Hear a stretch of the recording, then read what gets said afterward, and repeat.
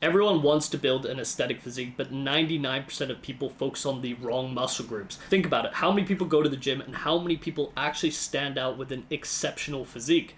Not that many. Majority of people, probably including you, and I know for sure including myself earlier on in my lifting journey, I thought I could build an aesthetic physique just by getting a new bench PR, getting stronger at curls, and then building my squat up to 405. But if you want to be bigger, leaner, more powerful, and basically get all the benefits of being 200 plus pounds lean while weighing way less than that and achieve that goal faster, you need to be focusing on the muscle groups that actually create a visual impact. Today, we're going to be breaking down the 3 most underrated muscle groups you need to be training for aesthetics that the majority of people either forget about or they don't even know they can train it. And if you train these muscle groups properly, your entire physique will change and you will look 10 times more aesthetic. When I'm breaking down these muscle groups, you're probably going to think to yourself, why the hell would I train that muscle group? I never see anyone else doing it, or if you do, they're probably not doing it correctly. The truth is, the majority of people have average physiques and you want to be beyond the average. So why would you do what everyone else is doing? You need to figure out what the people in the average are doing and do the opposite.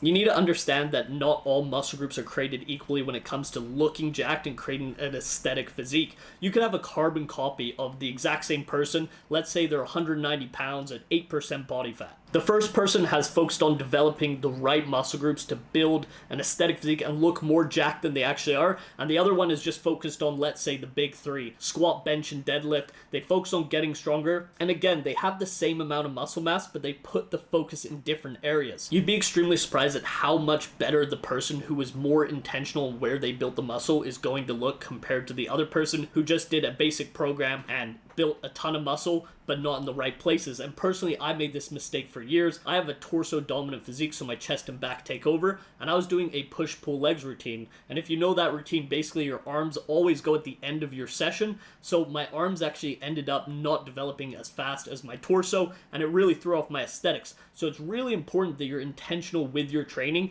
and you're focusing on the muscle groups you actually want to bring up, not just the routine that's trending right now or you saw on TikTok or Instagram. The first muscle group we're going to be covering that is not only going to make you look more jacked, it's going to make you look more dangerous and dominant and masculine, but it's also going to literally make you more attractive. So the ROI on training this muscle group is humongous and it grows extremely fast, and that is going to be your neck. If you don't do some type of martial art or boxing, you've probably never seen anyone actually train their neck. And there's a good reason for that. When you train your neck in public, you look like a crazy person. It is not a pretty sight. Personally, I do it all the time and people always give me weird looks, but it is worth it in the end because first of all, your neck grows extremely fast. You can make incredible neck progressions. We're talking gaining inches on your neck within a few months of training it. You only have to train it twice a week with simple exercises, neck extensions, and neck curls. If you're doing heavy RDLs or heavy deadlift, you can do those instead of the neck extensions. So really, all you need to be doing is your neck curls. You have to think about it like this. In society, 99% of the time, you're going to be wearing a shirt. The first thing people are going to see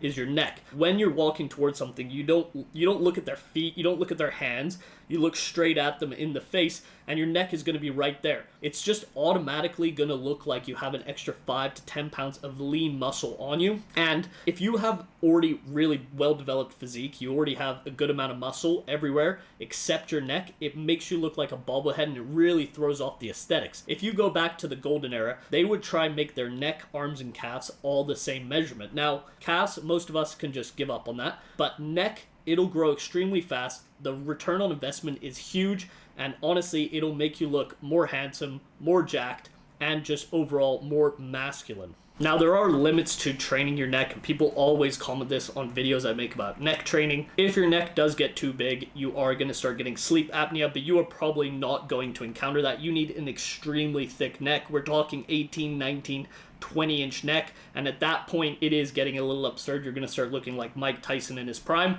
looking like a damn refrigerator. The second muscle group you absolutely must be training if you want to build a aesthetic physique and look extremely jacked, more jacked than you actually are, is your rear delts. Now, I would say probably about 60% of the population that goes to the gym trains the rear delts, but most of them do not do it properly, and I pulled that stat completely out of my ass. That is based on just anecdotal evidence for me going to the gym. There's a very small population that goes to the gym that actually trains their rear delts correctly and has well-developed ones, and majority of people have them lagging, and it really stands out on a physique. Because if your rear delts are well-developed, not only does it make your shoulders look more 3D from the side and back, but it makes your entire back look way better, because it basically caps off the upper shelf of your back, like your traps, rhomboids, teres major, and makes it just look like you have mountain peaks everywhere and gives you almost like an upper shelf. Now, the reason most people are training their rear delts wrong is because honestly, they are quite a difficult muscle group to hit. It's very hard to mentally connect to your rear delts, and it's also difficult because your upper back muscles are oftentimes going to take over, especially if you're going too heavy or your form is slightly off. It's really important to treat your rear delts like any other muscle group. You want to focus on progressive overload and getting stronger over time,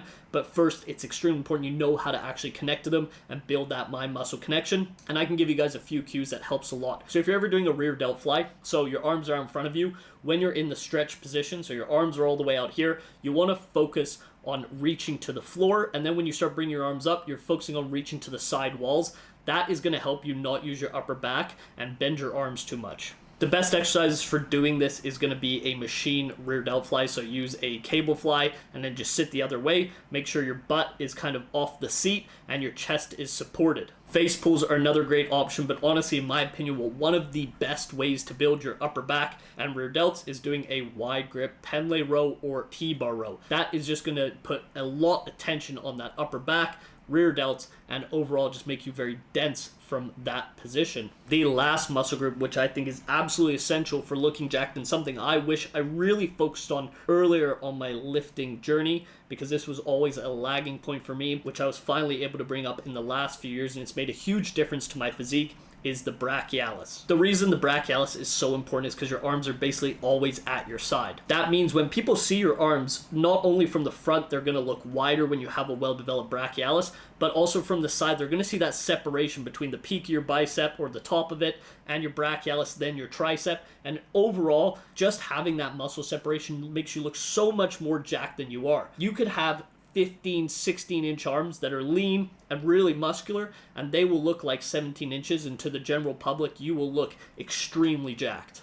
So how do you actually train your brachialis properly? Because a lot of people go to the gym and they do dumbbell hammer curls or reverse grip curls, but they never actually develop that muscle group. The thing is you have to make sure that your forearm or radiobrachialis isn't taking over during the movement. A lot of people actually go a little bit too heavy and end up swinging the weight and trying to catch it with their bicep rather than squeezing the whole way through. And one of the best pieces of advice I ever got was imagining you had like a peanut in the ditch of your arm and trying to pop it or break it open every single time you do a curl. And allowing my elbow to come slightly forward actually helped a lot, me being able to get a better contraction and better mind muscle connection to the brachialis, which made it change a ton. There really is no special way to train these muscles. You just need to be aware of how to train them properly. Like with the brachialis, you need to make sure you're just doing dumbbell hammer curls with good form. You're actually focusing on squeezing your bicep rather than just your forearm. Or if you're doing reverse grip curls, that is going to be a little bit more targeted to your forearms, but it's also a great way to hit your brachialis as well. If you want to look jacked and build an aesthetic physique without spending 10 years in the gym